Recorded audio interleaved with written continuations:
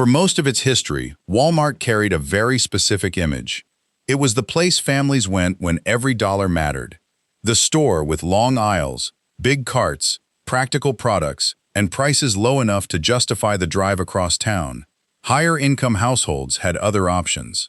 Department stores, specialty grocers, warehouse clubs, online retailers. They might stop at Walmart for batteries, garden supplies, or something they needed in a hurry. But many of them did not think of it as their primary place to shop. That assumption is becoming harder to defend. In August 2026, Walmart reported that it had continued gaining market share across merchandise categories and income groups. The company said those gains were led by upper-income households. That does not mean wealthy Americans suddenly abandoned every other retailer. It does not mean Walmart's traditional customers disappeared. And it certainly does not mean every shopper walking through the door is earning a six-figure salary. But it does tell us something important. Walmart is no longer winning only because people need the lowest possible price. It is increasingly winning because it has combined price, convenience, speed, selection, and physical reach in a way that few competitors can match. And if higher-income shoppers begin treating Walmart as a routine destination rather than an emergency option, the consequences reach far beyond one company's quarterly sales report. They affect grocery stores, pharmacies, department stores, delivery services, consumer brands, local shopping centers, and the way Americans judge value itself. Maybe you have noticed this yourself. The parking lot looks different than it did years ago.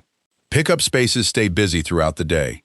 Shoppers who rarely pushed a cart through the store now have groceries loaded directly into the back of an SUV. An order placed on a phone in the morning can arrive at the front door before dinner. The Walmart many people remember still exists, but it is now sitting underneath a much larger retail machine. The question is not simply why higher-income shoppers are going to Walmart. The more revealing question is why they are staying. For decades, shopping habits helped Americans signal where they believed they belonged. A discount store was associated with necessity. A department store suggested comfort. A specialty market suggested quality. Paying more could feel like proof that you had moved beyond worrying about every line on the receipt. That distinction was never as clean as people pretended.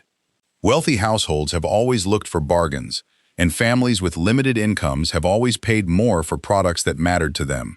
Still, the social meaning of where someone shopped was real. Now, that meaning is changing. Part of the explanation is sitting right on the receipt. In July 2026, the Consumer Price Index was 3.4% higher than it had been 1 year earlier. Food prices were up 3%. Shelter was up 3.2%. Those percentages may look manageable when they appear in a government table.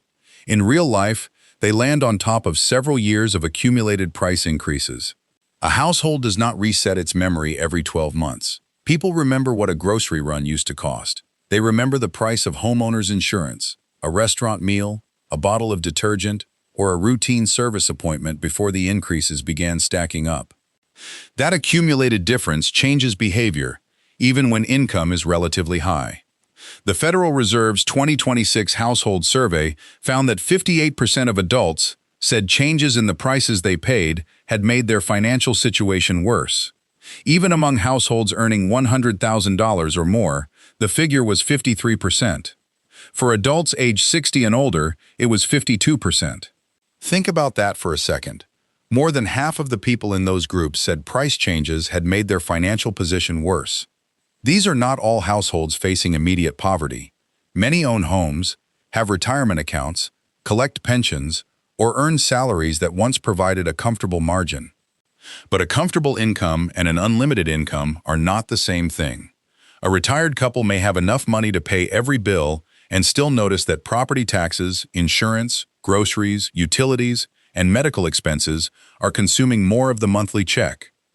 A working professional may earn well above the national median and still be supporting an adult child, paying college costs, caring for a parent, or trying to rebuild retirement savings. Higher income can provide protection. It does not eliminate arithmetic. The Federal Reserve also found that 62% of adults had switched to cheaper products in response to higher prices. Another 60% said they had used less of a product or stopped using it. 46% delayed a major purchase, and 41% reduced savings. Those choices reveal something that headline inflation numbers often miss. People do not wait until they are in crisis to change where they shop. They adjust before the situation becomes an emergency. They change brands. They consolidate trips. They compare prices more closely. They delay replacing an appliance. They decide the premium version is not worth the premium anymore. For a household earning a solid income, moving part of the grocery budget to Walmart may not feel like a sacrifice. It may feel like common sense. And that distinction matters. Walmart is not simply pulling affluent shoppers down into an old discount model. It has spent years rebuilding the model around what those shoppers value. Price is one part of it. Time is another. Walmart said approximately 90% of the U.S. population lives within 10 miles of one of its stores or clubs. It also says same-day delivery reaches 95% of U.S. households. That physical network was once viewed mostly as a collection of large stores.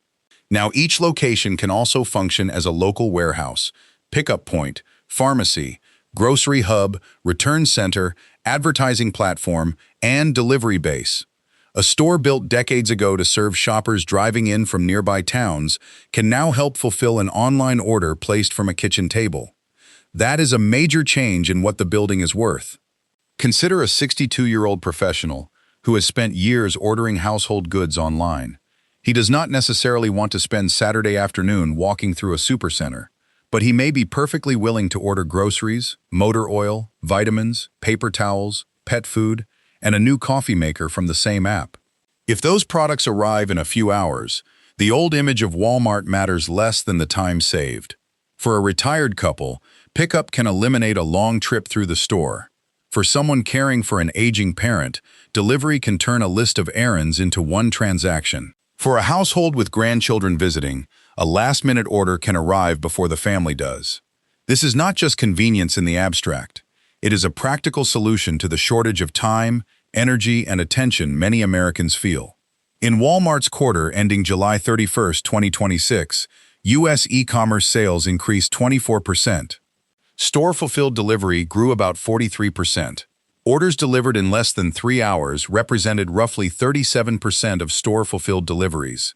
At the same time, Walmart U.S. comparable sales increased 2.6%, excluding fuel. Customer transactions rose 1.5%, while the average ticket rose 1.1%. That combination deserves attention. The company was not reporting sales growth driven only by shoppers paying dramatically higher prices. Walmart said like-for-like inflation was approximately 1.4% during the quarter. More people were making transactions, and digital growth was doing much of the heavy lifting. But here is where the story becomes more complicated. Low prices alone do not fully explain why higher-income households would change established routines. Plenty of retailers offer promotions. Warehouse clubs offer bulk savings. Online marketplaces offer enormous selection. Grocery chains compete through loyalty programs, private labels, prepared food, and location. Walmart's advantage comes from putting several of those functions together. It can offer a low-priced private label product beside a national brand. It can combine groceries with electronics, medicine, clothing, automotive supplies, and household goods. It can let the customer walk in, pick up an order, or have it delivered. And because the company already has stores near most of the country, it does not need to build a completely separate local delivery network from the ground up. On paper, that sounds like a story about logistics. In real life, it changes shopping habits. A customer may first use the app because a product is cheaper. Then he returns because delivery is fast. The next order includes groceries. The order after that includes a pharmacy item or a product sold by a third-party marketplace merchant. Eventually, Walmart is no longer the store used for one category. It becomes the first place the customer checks. That is the shift competitors have to worry about. Walmart began in 1962 with a simple promise built around low prices. Its early growth came from serving communities that larger retailers often overlooked. The first supercenter arrived in 1988, combining general merchandise with a full grocery store and making one-stop shopping a central part of the business. For years, that formula rewarded scale. Larger purchasing volumes helped Walmart negotiate costs. Distribution centers kept products moving. Supercenters encouraged customers to combine trips, but scale created weaknesses too. Large stores could feel exhausting. The experience was not always consistent. Some shoppers associated the chain with limited service, crowded aisles, or products chosen mainly for price. The internet gave competitors a way to attack those weaknesses. A customer could avoid the store, compare products in seconds, and have an item shipped directly home. For a time, it looked as if Walmart's enormous physical footprint might become a burden. Instead, the company began using that footprint as infrastructure. Its fiscal 2026 annual report describes Walmart as an omni-channel retailer, integrating stores and e-commerce. Substantially all Walmart U.S. stores provide same-day pickup and delivery. Walmart Plus adds benefits such as shipping, store delivery, fuel discounts, and mobile checkout. The stores did not disappear. Their job expanded. Now keep that in mind, because Walmart's business is also becoming less dependent on the traditional retail markup attached to each product. The company is growing membership fees, digital advertising, marketplace commissions, fulfillment services, and other businesses around the transaction. In the second quarter of fiscal 2027, Walmart reported that U.S. advertising revenue increased 38%. Walmart Marketplace sales increased 52%. Walmart Plus fee revenue grew at a double-digit rate, with record second quarter net additions. This means an online shopper can create value for Walmart in several ways. The customer may pay for a membership. A brand may pay to place an advertisement in front of that customer. A third-party merchant may pay a commission. Walmart may earn money by fulfilling the order. Then the customer may add a basket of groceries supplied by a nearby store. The price of the cereal or detergent still matters. But the relationship around that purchase is becoming more valuable than the margin on one item. That helps explain why the company can keep emphasizing low prices while investing heavily in faster delivery and digital services. It also explains why higher-income customers matter even if they continue dividing their spending among several retailers. They tend to have more room for discretionary purchases. They may buy a broader mix of products. They may place more frequent convenience-driven orders. They may be attractive to advertisers and marketplace sellers, but that does not automatically make them loyal. A shopper who arrives for convenience can leave when the service becomes unreliable. Someone trying Walmart for lower prices can switch again if the quality disappoints. Higher-income households generally have more alternatives, not fewer. Winning one transaction is not the same as winning a household. And that brings us to the part of this shift that reaches beyond Walmart's quarterly numbers. What happens to the rest of American retail when one company can compete on price with a discount store, on speed with a delivery service, on groceries with a supermarket, and on digital selection with an online marketplace? The first group feeling that pressure is made up of retailers that once occupied a comfortable middle ground. They were not always the cheapest, fastest, or most specialized, but they were familiar, conveniently located, and good enough for households that did not feel compelled to compare every price. That position becomes difficult to defend when Walmart improves the shopping experience without abandoning its price advantage. A conventional supermarket may offer fresh food and a pleasant location, but it usually cannot match Walmart's general merchandise selection. A department store may carry better-known apparel brands, but it cannot sell a week of groceries during the same visit. An online marketplace may offer almost anything, but it does not necessarily have a store a few miles away that can prepare an order that afternoon. Walmart can combine parts of all three models. That does not make it unbeatable, but it forces competitors to provide a clear reason for customers to go somewhere else. For a local grocer, that reason might be better produce, personal service, a trusted butcher, or a location closer to home.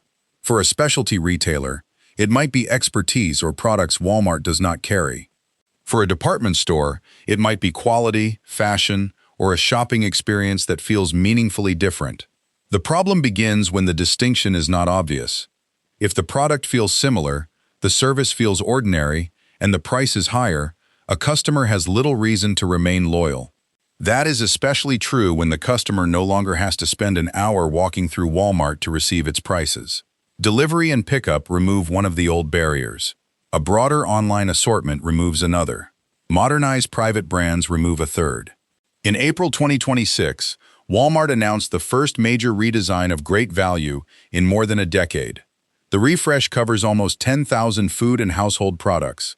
Walmart says great value products are now found in 9 out of 10 U.S. households.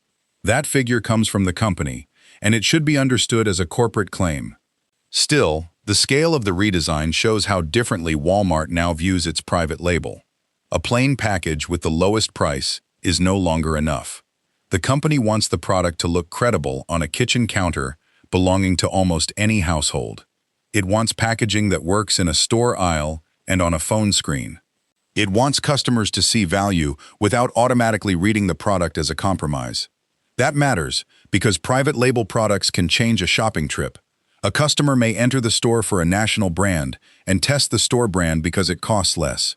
If the quality is acceptable, that substitution can become permanent. Multiply that decision across coffee, canned food, cleaning supplies, paper products, snacks, and over-the-counter medicine, and the household's relationship with the retailer starts to deepen. For higher-income shoppers, private labels are not always about buying the cheapest possible product. Sometimes they are about refusing to pay more when the difference no longer seems meaningful. That attitude has become more common as prices have climbed. A household earning more than $100,000 may still choose a premium steak, a particular brand of coffee, or a better bottle of wine.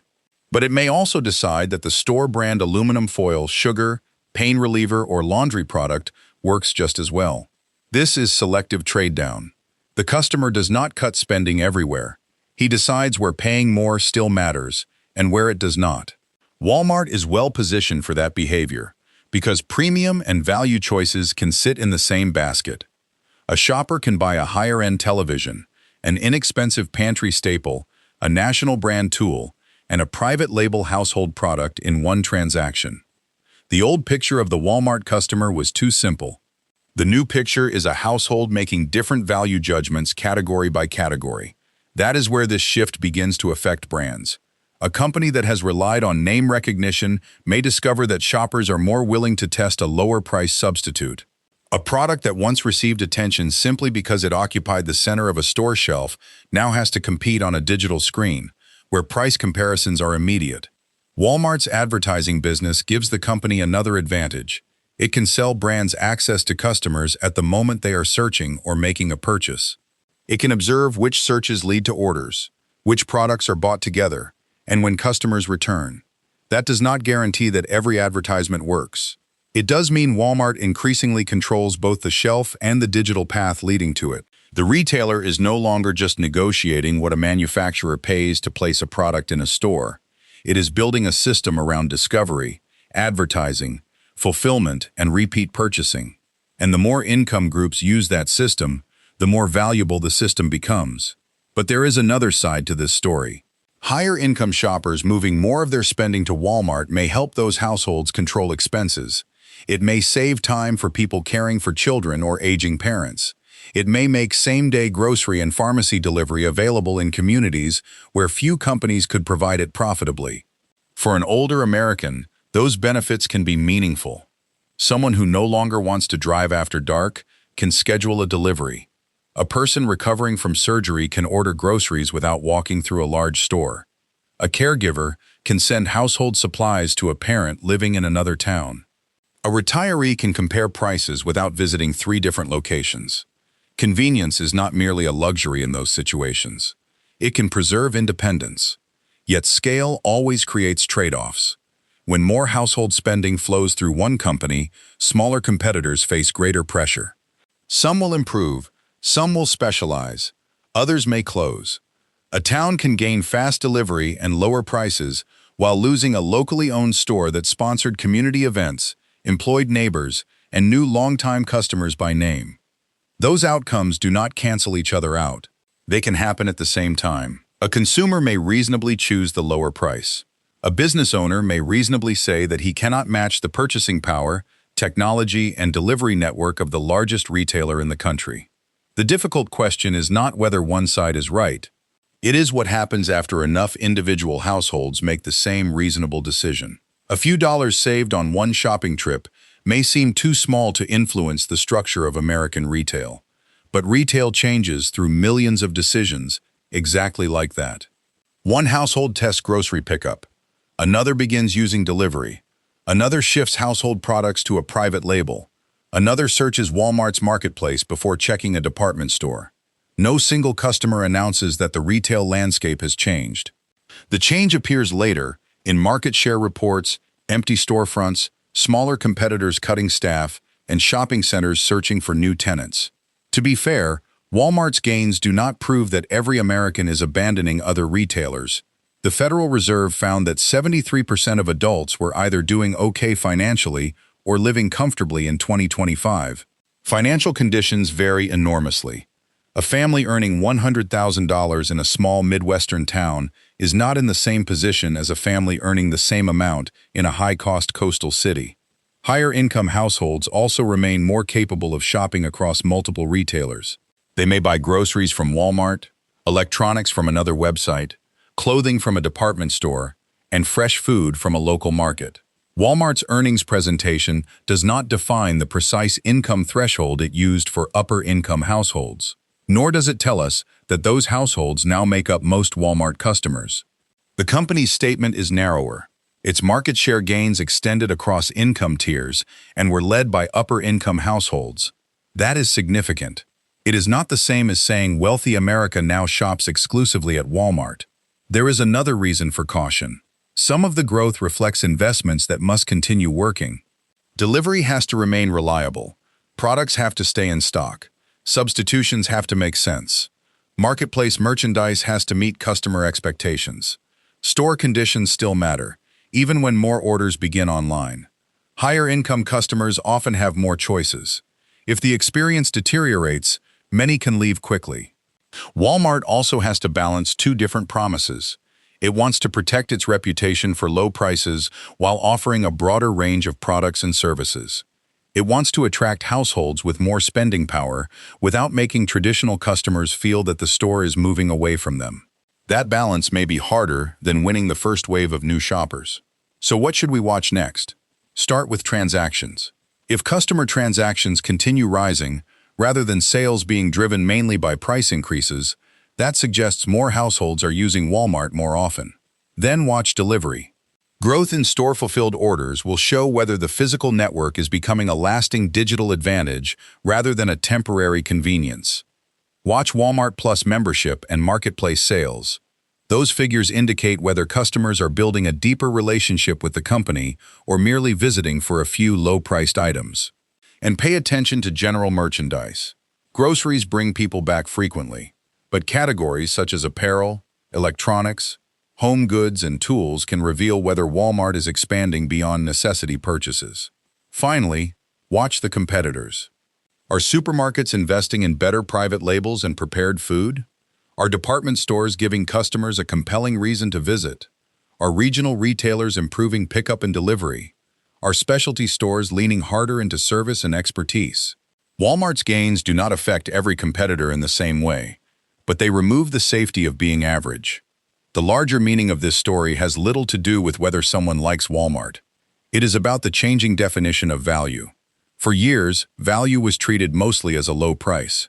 Today, value can also mean avoiding an extra trip, receiving an order in 3 hours, filling a grocery basket and a pharmacy order at once, or finding a less expensive substitute without searching several stores.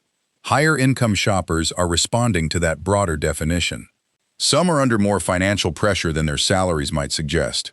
Others simply see no reason to spend extra time or money when Walmart can provide an acceptable product more conveniently. Either way, the old social boundary around discount shopping is fading. Return to that parking lot for a moment. The vehicles do not tell you who is struggling, who is comfortable, who is retired, or who stopped on the way home from a professional office. The pickup order in the back of an SUV may contain budget groceries, premium electronics, medicine, pet supplies, or all four. That mixed basket is the real story. Walmart is not becoming a luxury retailer. Higher-income America is becoming more practical about where convenience and low prices meet. For Walmart, that opens a larger and potentially more valuable customer base. For competing retailers, it raises the cost of being slower, more expensive, or less convenient. And for American communities, It could determine which stores remain part of the local landscape and which ones quietly disappear. Have you noticed more people in your area shopping at Walmart, using pickup, or ordering delivery? And has it changed where your own household spends money?